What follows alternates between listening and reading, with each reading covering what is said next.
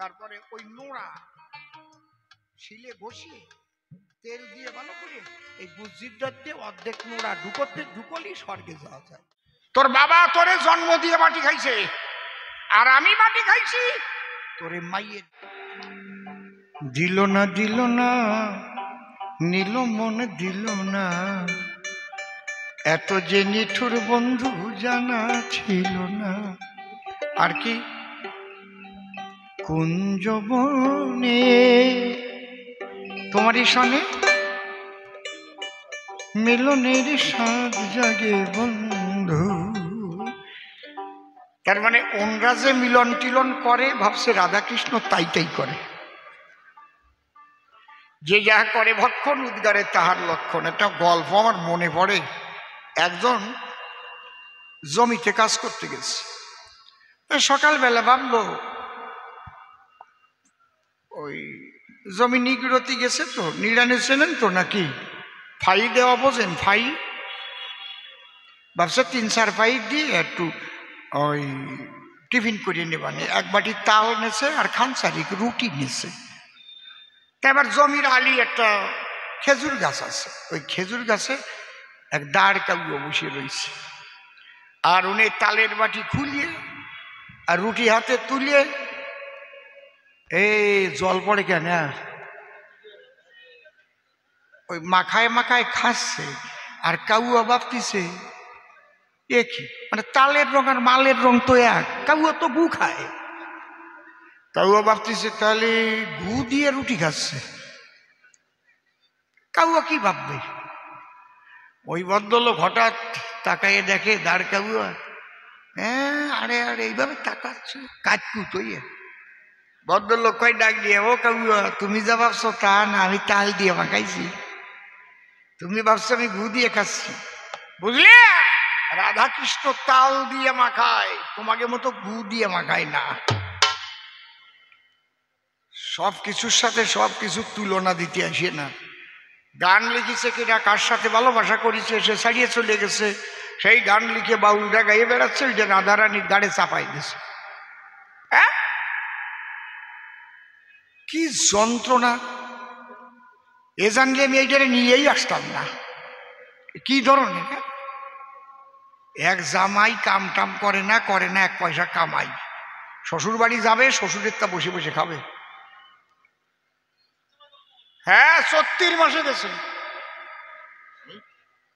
ভাদ্র মাস হয়ে গেছে, 34 বৈশাখ জ্যৈষ্ঠ আষাঢ় শ্রাবণ ভাদ্র 6 মাস। এদিক শ্বশুরের নষ্ট হয়েছে চাষ, ভাবে জামাই যায় না কেন? শ্বশুর কয়, জামাই বাড়ি যাবা না? শাশুড়িও কয়, জামাই বাড়ি যাবা না? জামাই শাশুড়িরই বলতেছে, তা তুমি বাড়ি যাবা না? তুমিও তো কতদিন শ্বশুর বাড়ি এসে রইছো, তোমার বাবার বাড়ি যাবা না? শাশুড়ি কয় কি?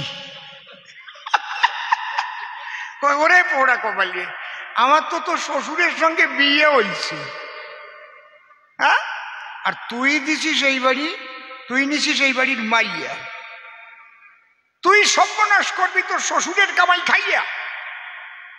ওর শ্বশুরের নাম আবার মনোরঞ্জন, সবাই মুনা ভাইয়া কইয়া ডাকে। ও মোনা ভাই আছে না, কালীপদরে কয় কালিয়ে, হ্যাঁ কালিয়া ভালো আছিস, 55 রে কয় ফাঁসিও কয় না, গ্রামের মানুষ। এখন জামাই ডাক দিয়ে কয়, শ্বশুর মহাশয় আসছিলাম তো চৈত্র মাসে, এখন ভাদ্র মাসে সব চারিদিক গেছে ভেসে, এখন তো হেঁটে যাওয়া সম্ভব নয়। শ্বশুর মশাই বলে, তাই তুমি শোনো, তুমি প্রাণের আদরের জামাই, আমার অন্তরে আছে, ভাবো তাহলে তুমি আমার নৌকায় ওঠো, আমি তোমার নৌকায় নিয়ে তোমাকে বাড়ি ডালিয়ে দিয়ে আসবো। এইবার শ্বশুর ভাবছে আমি প্রথম বটিয়ে বাবানে, পরে জামাই তো বসবেনি যে শ্বশুরটি দিয়ে বটিয়ে বাবানো ঠিক না কি। এইবার শ্বশুর মশাই বইটা ধরিছে, আর জামাই মাঝখানে মাসালির উপর আসন করিয়ে বইছে, আর জামাই গান ঠেলিয়ে উঠেছে, গান গাচ্ছে শ্বশুরের দিক চাইয়া গান গাচ্ছে। শ্বশুরের নাম কি মনে আছে? মোনা ভাইয়া। উনি গান ধরছে, ও মোনা ভাইয়া, সামনের দিকে তোরি সালা ভালো কইরা চাইয়া, ও মোনা ভাইয়া। শ্বশুর ভাবতেছে কোন শালারে দিছি মাইয়া, আমিও শ্বশুর আমারে কয় মোনা ভাইয়া। সামনের দিকে তোরি সালা ভালো করে ভাইয়া, ও মোনা ভাইয়া। সামনের দিকে চলো সুন্দর করে ভাইয়া। শ্বশুর মাথা নিচে করিয়ে নৌকা বাস। এই মানা যায় শ্বশুরকে যদি ভাই কয়। অনেক সময় নিজের বেটার বউও কয়, ও ভাই আমি কিন্তু এর মধ্যে নাই। এরও আছে, কিন্তু আছে তোমাকে বাড়ি কয় নাকি আমি জানি এরকম।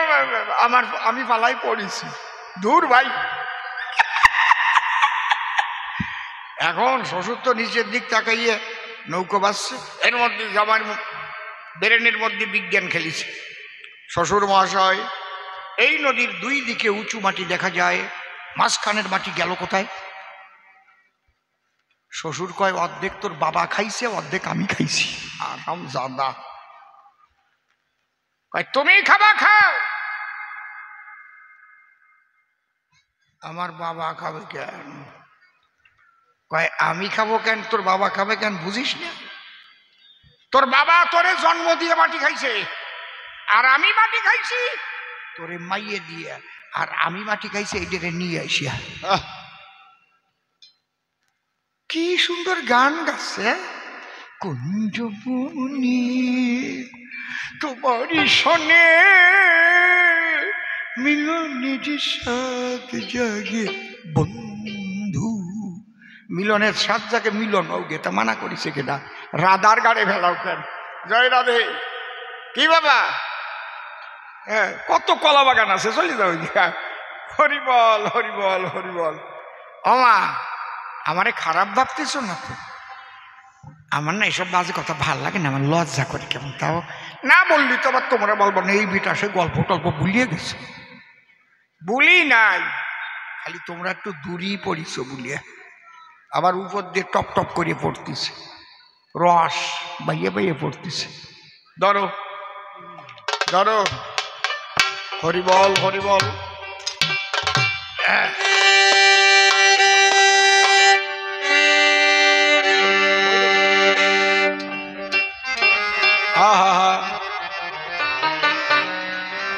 আমি বুঝলাম তোরে ধরেছে এক শেওড়া গাছের ভূত। আমি বুঝলাম তোরে ধরেছে এক শেওড়া গাছের ভূত। আমি বুঝলাম তোরে ধরেছে এক শেওড়া গাছের ভূত।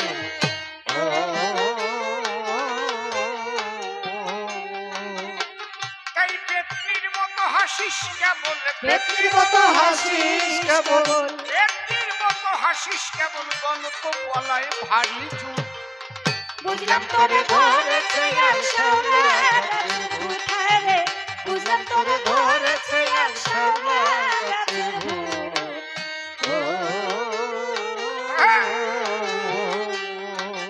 তোর আত্মসত্তারে ঘটেছে মরণ, পেটের সাথে পীড়িতের কারণ, অকালেই পড়বি ঝরে বাক্যের যে ধরন। বাক্যের যে ধরন,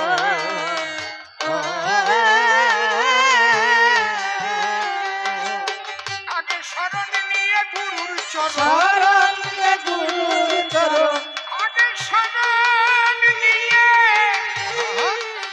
আগে শরণ নিয়ে গুরুর চরণ, জীবনটা করণী ভূত। বুঝলাম তোরে ধরেছে এক শেওড়া গাছের ভূত। বুঝলাম তোরে ধরেছে এক শেওড়া গাছের ভূত।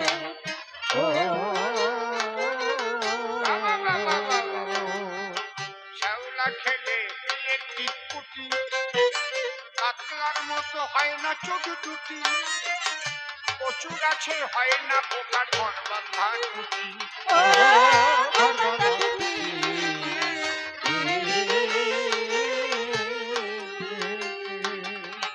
শ্যাওলা খেলে বিয়ের টিটকুটি,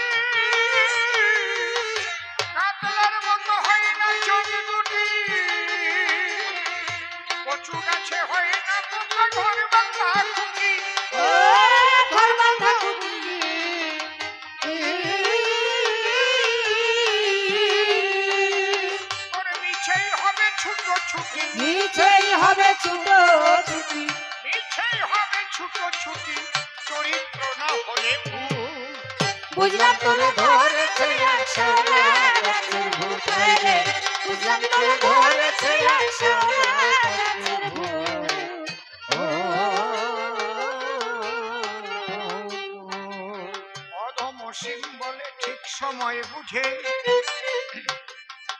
মানুষ রতন চিনিলেও খুঁজে, সাধন করার শুদ্ধ সময় জীবন সবুজে। ও জীবন সবুজে,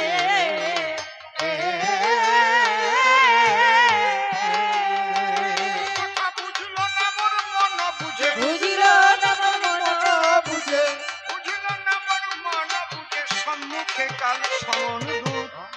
বুঝলাম তোরে ধরেছে একশোরা গাছের ভূত রে, বুঝলাম তোরে ধরেছে একশোরা গাছের ভূত। দীক্ষা শিক্ষা নেবার কিবা প্রয়োজন, ভালো করে ব্যাখ্যা করে আমি করলাম বিশ্লেষণ।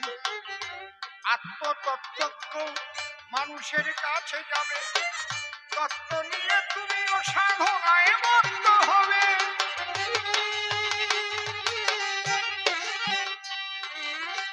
তার বিরোধিতা করতে গিয়ে দিয়েছে প্রমাণ, দীক্ষা শিক্ষা নেয়নি তো বীর হনুমান। সে তো বুক চিরে রাম সীতা দেখাইল, তাহলে কি করে দীক্ষা শিক্ষার দরকার আছে বলো? বিশেষ বিশেষ মানুষ যারা, বিশেষ জীবগণ, ঈশ্বরের আশীর্বাদে শ্রেষ্ঠ হয় ভুবন। একটা হচ্ছে মেজরিটি মাস্ট বি গ্রান্টেড। আমরা যে আলোচনাটা করব সমাজের 99.9% মানুষের জন্য, আর একটু বাকি রাখতে হয়। কেউ হয় জন্মসিদ্ধ মহাপুরুষ, দীক্ষা তার লাগে না। কার লাগে না? আমাদের প্রত্যেকের একবার দীক্ষা হয়েছিল। কবে? মাতৃগর্ভে ছিলাম যেদিন ঈশ্বর এসেছিল,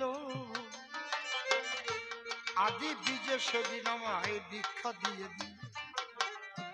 বলেছিল, ওরে মানুষ, বলি যে তোর কাছে তোর জন্য সুন্দর একটা জগৎ তৈরি আছে, সেখানে নদী ভরা জল পাবি, বৃক্ষ ভরা ফল। আমি কত বীজ সৃষ্টি করেছি, হইবে ফসল। যাহা কিছু প্রয়োজন সকল কিছু পাবি, তবে আমাকে নিবেদন করে গ্রহণ করিবি। যা গ্রহণ করবি, যেহেতু সবকিছু আমার, তুই তো আর কিছু নিয়ে যাচ্ছিস না, আমার কথা স্মরণ রাখবি। আর তোকে যে নাম দিলাম, এই নাম ভুলিস না, এই নাম মনে রাখবি। সব কাজের মধ্যে দিয়ে মনে মনে নাম জপ করবি। কিন্তু যখন জীব প্রসব হয়, দেখবেন মায়েরা বলে, এই মুখে একটু মিষ্টি দে, মিষ্টি দে। মুখে তুলে দিল মিষ্টি মধু, ভুলে গেলাম তোমার নামের মধু। তোমার নাম ভুলিয়া এই জগতের রূপ দেখিয়া আমি তোমার রূপ হলাম বিস্মরণ। জন্মসিদ্ধ মহাপুরুষ যারা ওই নাম মনে রেখে চলে, তারা, তাদের দীক্ষার হয় না প্রয়োজন। যেমন ঠাকুর ভবা পাগলা, কারো কাছেই দীক্ষা নেই। তুমি তো হনুমান বললে, ঠাকুর ভবা পাগলা কারো কাছে দীক্ষা নেই। যখন মাতৃগর্ভে ছিলেন পাগল, মাত্র 5 মাস গর্ভ অবস্থায় মায়ের গর্ভ এতটা বৃহৎ হয়ে ওঠে, ভয় পেয়ে ঢাকা থেকে কলকাতা নিয়ে এসেছিল। মেডিকেল বোর্ড বসেছিল, ডাক্তার বাবুরা তাই দেখে পেয়ে গেল ভয়। কোনোদিনই দেখি নাই 5 মাসে এত বড় গর্ভ হয়। এই গর্ভ বেড়ে বেড়ে 9 মাস পূর্ণ হলে মরে যেতে পারে গাছ আর ফলে। কি করা তাহলে? তাহলে আমরা অপারেশন করে ভেতরের বাচ্চা আমরা নষ্ট করে দিই, বের করে ফেলি। এইভাবে আলোচনা হচ্ছে। হঠাৎ ভবা পাগলা প্রসব হইল, ছোট্ট শিশু হয়ে পাগল কথা বলতে লাগলো। হায় হায় কথা বলতে লাগলো, হায় হায় কথা বলতে লাগলো। পাশে একটা পাথরের বাটি ছিল। পাগল বলল, তোমাদের কোনো ভয় নাই, আমি ঠিক 13 মাসের সময় প্রসব হব, আমার মায়ের কোনো চিন্তা নাই। তবে আমি যে বলে গেলাম তার একটা প্রমাণ রেখে যাচ্ছে।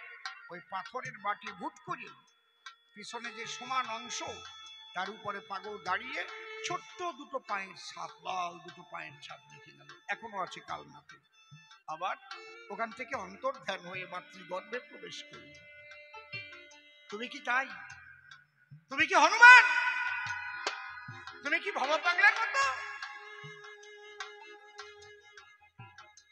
মায়াবদ্ধ জীব, তাকে ওই বদ্ধ অবস্থা থেকে ঈশ্বরমুখী হতে গেলে একজন গুরু না হলে কোনদিন হবে? এই জন্য চাষি তোমায় করে দিলাম মানা, না বুঝে সব জায়গায় এক কথা কবা না। আমার কাছে যদি গাড়িতে 5 কেজি গাঁজা পায় কি হবে? পুলিশ ধরলে মানে ছাড়িয়ে দেবে? কথা কন, ছাড় পাবো কি? এমএলএ হলেও ছাড় পাবো 5 কেজি গাঁজা যদি আমার গাড়িতে সার্চ করে পায়? কেস হবে না? আমার ধরে নেবে না? আমি একদিন মথুরায় 40-42 বছর আগে, একটু টোনটা বেশি আছে, 40-42 বছর আগের কথা। এক সাধু বসে আছে, বিরাট এক টোপলা আছে, ভলিউম কমাই না, ভলিউম কমাই দিলে কেন? কুন করে হচ্ছে টোনে। জয় রাধে। হ্যাঁ, এই যে দেখছেন, এগুলো আমি জানি তো, শিখেছি তো, না তো বললাম কি করে? ওর ওখানে লেখা আছে কোনটা ভলিউম, কোনটা টোন, কোনটা বেস, কোনটা মাস্টার। মাস্টারে টিভি দিলে সব কয়টা বাড়িয়ে যাবে, নয় কমে যাবে। আবার আমারটা আলাদা আছে। বুঝেছেন কি করেছে? এগুলো প্রত্যেকটা শিখতে হয় না? শিখতে গেলে একজনের আশ্রয় নিতে হয়। ওই বড় টোকা পুলিশ আসছে, পুলিশ এসে বলছে, ए साधु बाबा दिखाइए तेरी थोली में क्या है। साधु बाबा कथा करছেন, दिखाइए तेरा थोली में क्या है, दिखाइए। ओ देखेगा, खुले दिसे 5 केजी गांजा टोकरा।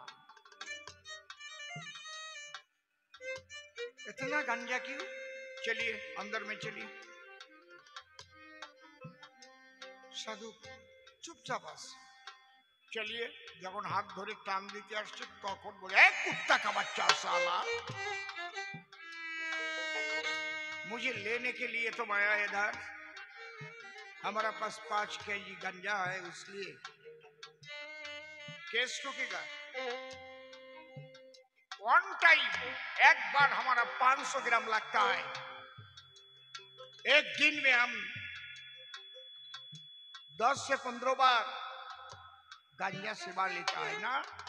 शिव का भक्त है हम। हरे हरे महादेव।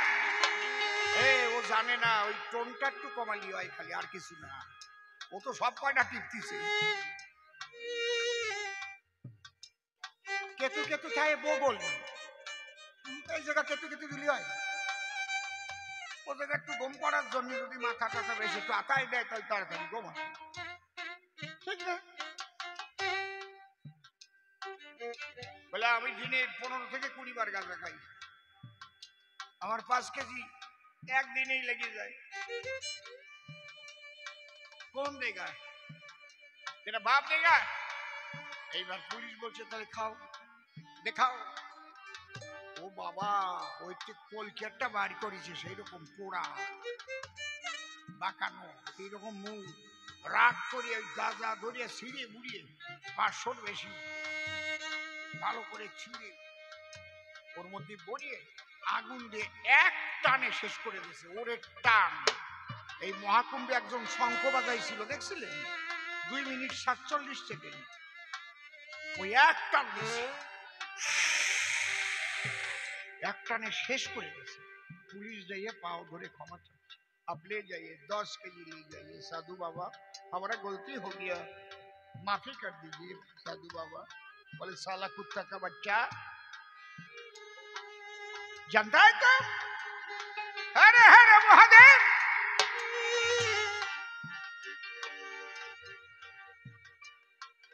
তুমি কি ওনারে ভাবিস ওই যে শ্মশানে থাকি একটু গাঁজা খালো ফুক ফুক করে ওই দল? তুমি রাধা কৃষ্ণকে কি ভেবেছ? তুমি হনুমানকে কি ভেবেছ? তোমার মতো আমার মতো কি বীর হনুমান সব দেবতা যারে আশিস করেছে দান।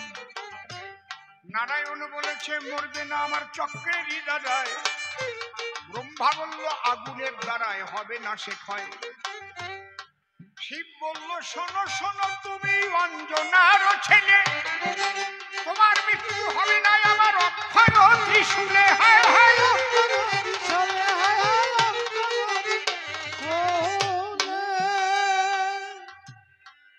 তুমি কয়জনের আশীর্বাদ পাইছ?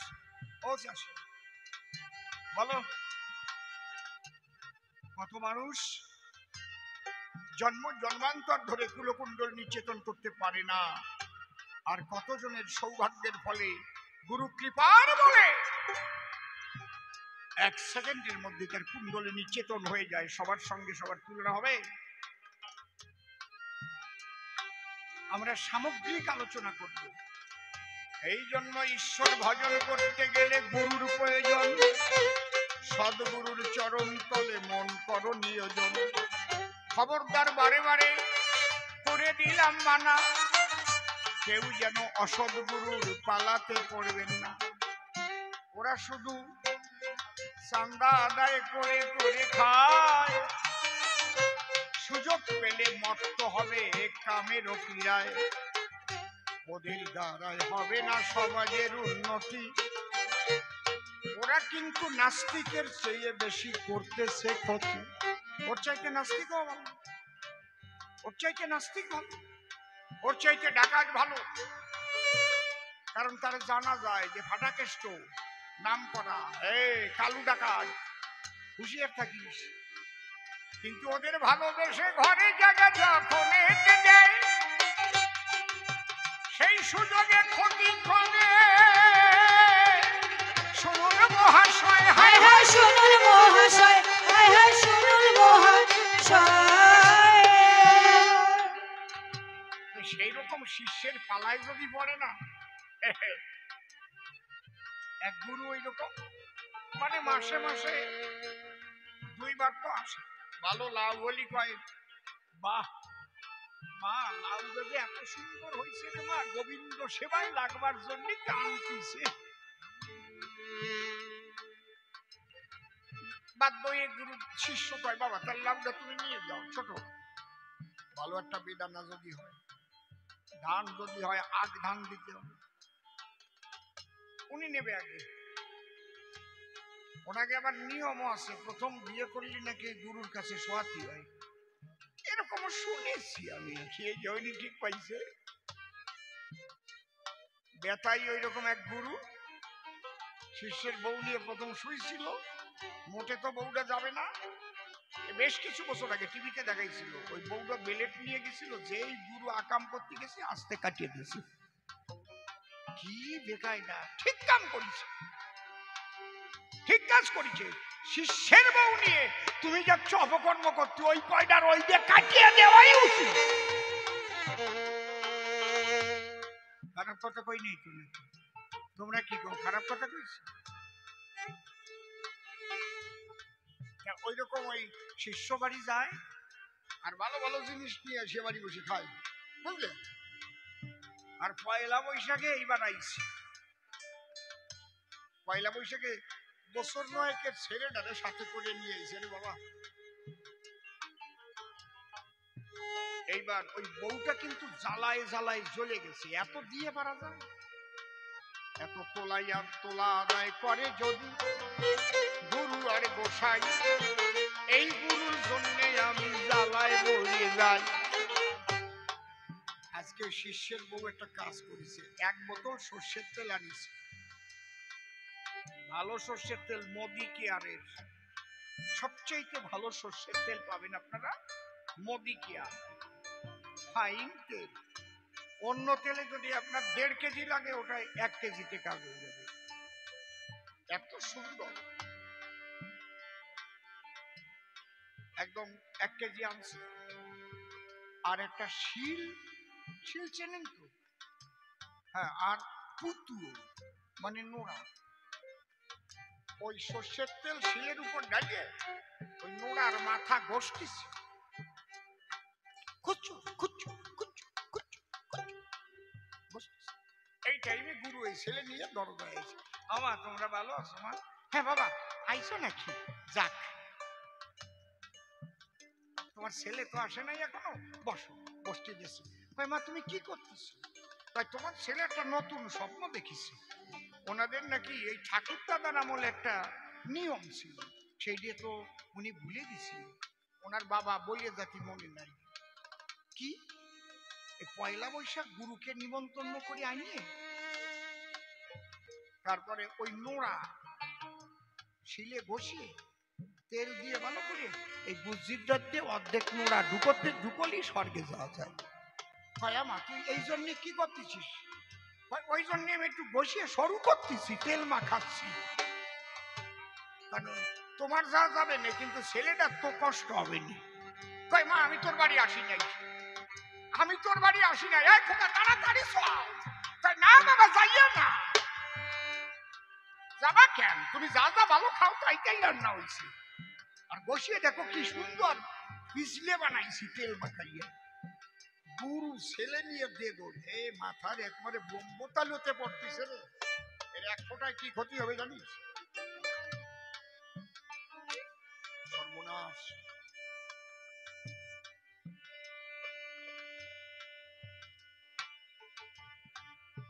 যা যাবার গেছে চলে।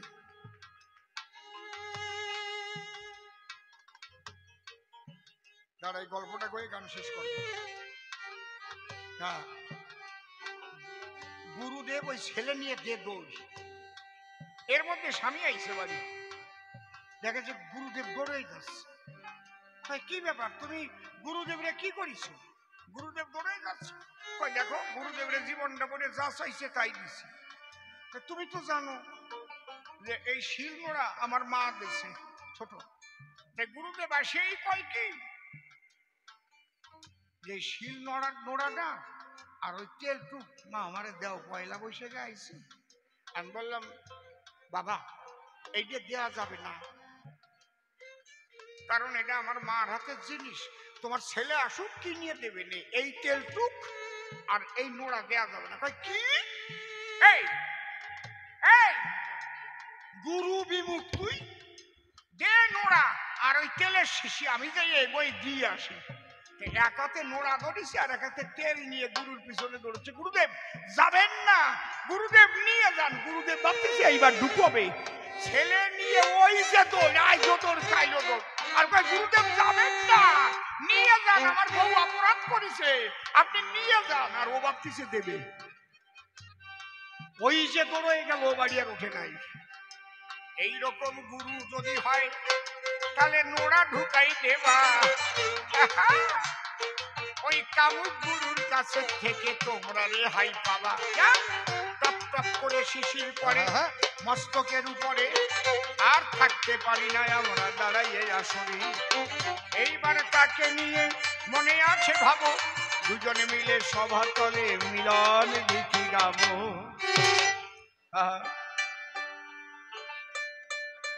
যমুনে যমুনে যমুনে, এই কি তুমি সেই যমুনে প্রবাহিনী? যমুনে যমুনে এই কি তুমি সেই যমুনে প্রবাহিনী? যমুনে বিশালে তটে রূপের হাটে বিখ্যাত নীলকান্তমণি। যমুনে এই কি তুমি সেই যমুনে প্রবাহিনী? যমুনে এসো তুমি সরল চাষি, চাষি আমি ভালোবাসি। তোমাদের ফসল খেয়ে মুখে ফোটে মধুর হাসি। ওরে হতে হলে কলকবাসী ধরো গুরুর চরণ খানি। যমুনে এই কি তুমি সেই যমুনে প্রবাহিনী? বাহিনী। যমুনে বাবা গুরু শিল্প কেমন করে বলো দেখি আমার ধারে, কি লক্ষণ থাকে বলো গুরুদেবের ভিতরে? ওই আমার জানতে বড় ইচ্ছে করে, তুমি বলো আমি শুনি। যমুনে আরে প্রেমিক গুরু হলে পরে কৃষ্ণ বলে নয়ন ঝরে। সেই গুরুদেব সদা থাকে প্রেমানন্দের বাজারে।